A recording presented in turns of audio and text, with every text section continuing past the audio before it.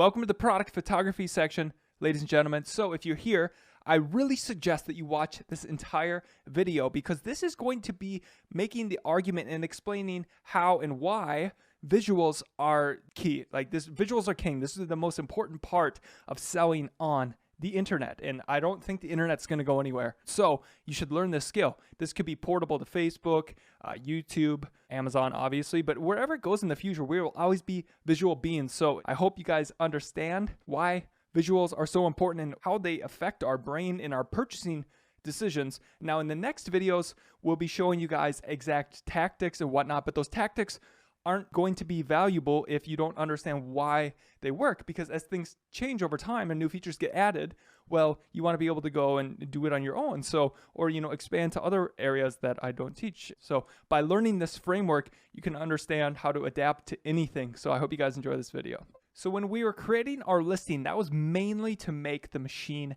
happy. But this is the part where we're going to make the human happy. And when we make that guy happy, like I just did, we're going to get the sale. So this is all about the best ways to get people to buy.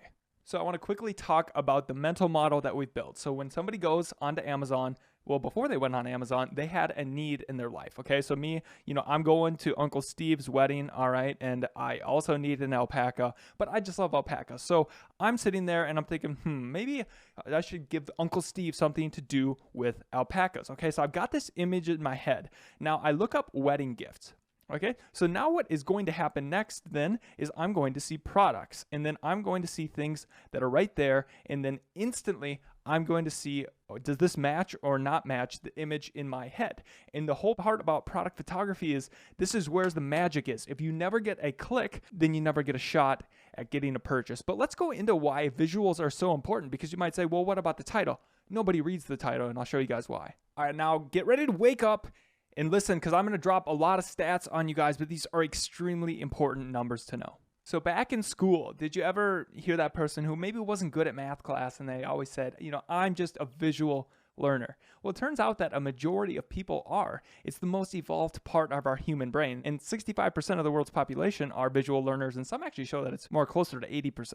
But not only that, we actually process visuals 60,000 times faster than text, and it's actually been found that when we're reading text, we're actually just converting that individual images, each little word, and trying to paint a picture in our head. For example, right here, I highly doubt that this woman is just looking at all the text. She's clearly just looking for the images, and that's what's going to get you the click, and that's what's going to get people to convert. But why will they convert? What researchers have actually found is that the cognitive, the logical side of the brain is actually not responsible for the purchase. It just justifies it after it makes the purchase. So we're going to dig into how the buying process works and probably throw in some more stats about visuals as we go along. I'm just going to, beat the dead horse here that text is not important and that visuals are. So we look right here. People remember 80% of what they see, 20% of what they read, and 10% of what they've heard. Visual content is 40 times more likely to be shared. 93% of all Facebook comments, engagement of any type are visual nature posts. 90% of all the information sent to your brain is visual, and then 93% of all communication is visual too. It's like a lot, pretty much all of it. 28% of the words on a page on average are read. So pretty much all that time you put into your copywriting, nobody read it. It's okay. Maybe somebody did, but essentially what it is the more words on a page, the less likely people are, and then it kind of peters off around 20% for those diehard novel readers. I promise I'm almost done here. So the number one important thing when considering shopping is clear product images, and then product reviews and product descriptions, even though people think they're important, but they don't read them.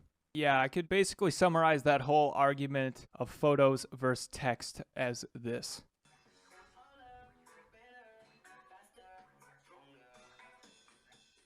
That was pretty cringy. I'm sorry, you guys. So why are these photos so much more powerful than text? So let's dig into it and how it actually affects the buying habit. So like, who cares if they're processed faster?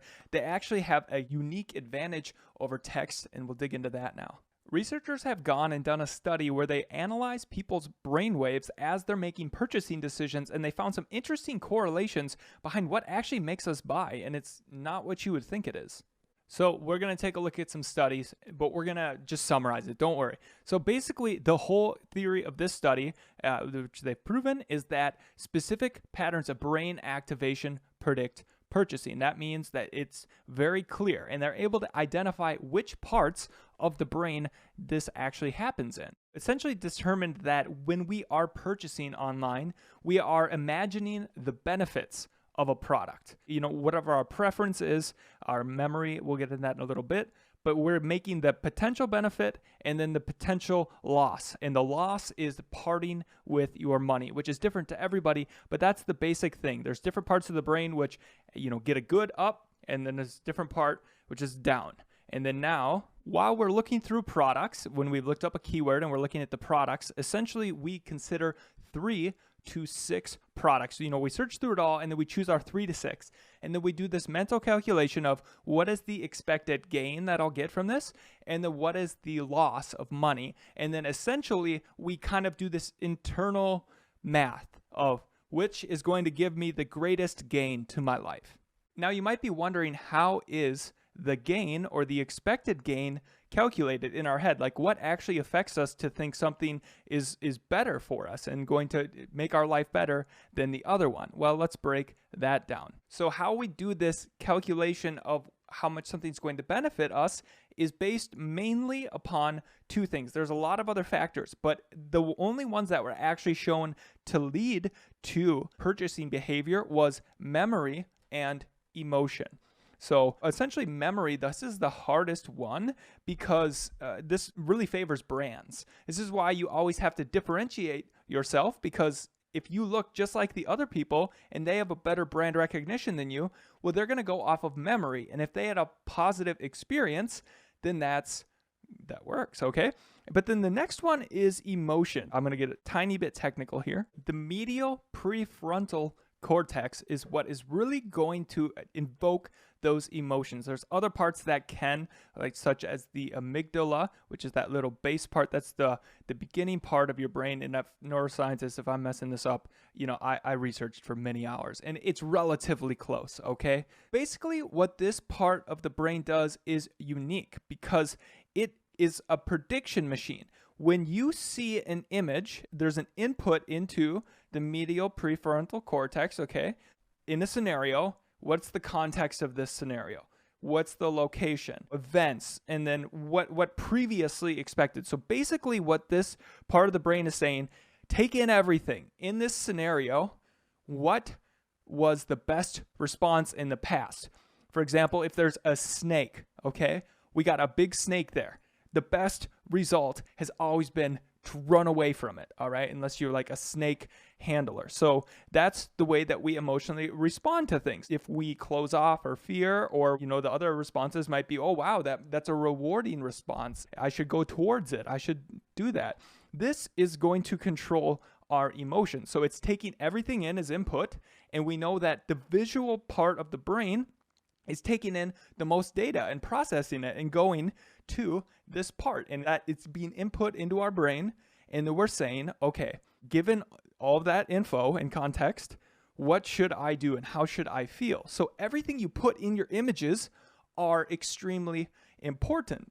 It also doesn't just take into account what you've done the last time you saw it. It takes into account every time you ever saw something. So let's just go over here, okay? Let's say we had an energy drink. We could choose to use Pikachu in our photos or Snorlax. Well, we can't use any of them because of copyright, but we're going to use them just for this because I think it's pretty universal image there. So every time that you see Snorlax, he's sleeping, all right? So that emotes, you know, we have mirror neurons, so we kind of emote what we feel. So we're going to be more energized and feel more jacked when we see Pikachu because he's always jacked on lightning, whereas Snorlax is always sleeping. So you want to be very careful and intentional with what you do put in those photos. So going back to the calculation, we have our, you know, memory and emotion. So you can maybe not have a memory and it's new time seeing that brand, but they have their own individual circumstance that they're trying to solve a problem. For me, I was looking to find that alpaca and wedding combo, okay? So what's going to emote the most positive emotions to me and bring back positive memories. Well, I'm not brand affiliated with anything there, so now I'm going purely off emotions, but I'm still going off of memory, because every time that I see an alpaca, I smile, and it's always been a wonderful experience. And when I see this, I just get disgusted because I really do not like alcohol. And it's just, yeah, not in my worldview, the point of that either. So this immediately turns me off. This gives terrible, emotions to me. So I'm never going to buy this.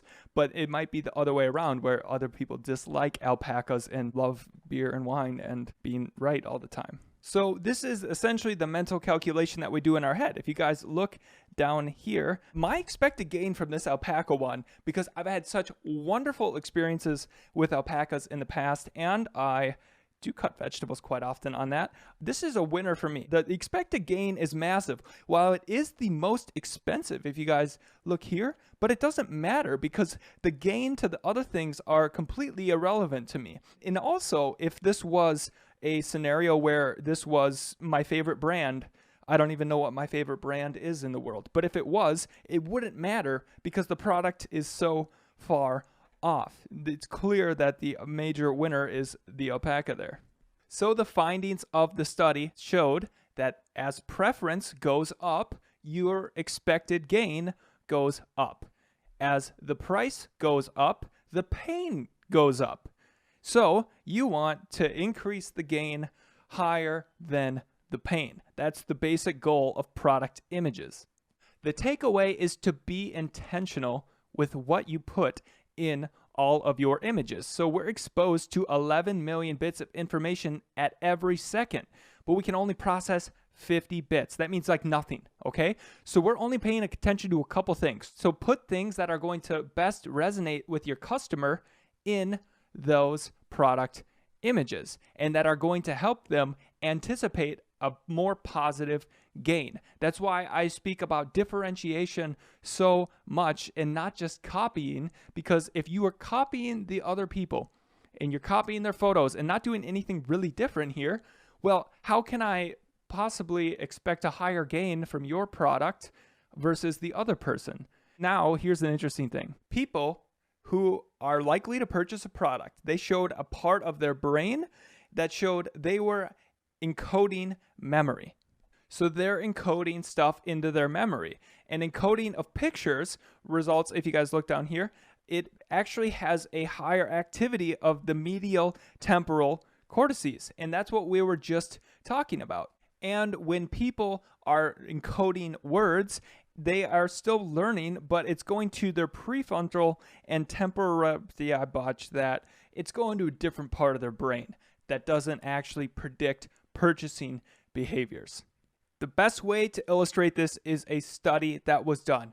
Imagine they're selling a computer, okay? They said, here's all the stats, here's all the RAM, all the great stuff about it. This is why you should logically buy it. It's cheaper, it's better, it's the best. And then there was this one. Well, these aren't the actual ads. This is just my illustration of the study. Then they just put a hot girl with a car and then flashed the computer. Which one do you think sold better? Well, turns out that the one with the hot girl in the car sold better, unfortunately. So basically, the finding here is that you're not going to impulse buy something if you're using your logical part of your brain. If you're feeling and thinking logically, I appreciate that, but you're probably not going to buy something. That's what they've shown. People buy when they feel an emotion. That's the whole takeaway here. The best way to invoke an emotion is simply through images. That's how we think through all evolution. So put stuff in your images that's going to make people increase the gain, and then they don't care about the price. And then you're pretty much good to go. You just have to differentiate, show the right images, and that's going to be the most important part. Now, there is some caveats. Obviously, it has to meet a minimum requirement because they will read the text, and then if it doesn't even work for what you want, they're not going to buy. But assuming that it does match, they're going to choose the one that brings the most positive memories back into their life and makes them emotionally feel like yes. So if you guys made it to the end of the video, you're awesome. So now we'll talk about some actionable steps that you can go. Talk about all the good stuff about product photography, about what you should actually do. But I hope you guys enjoyed this video, and on to the next one.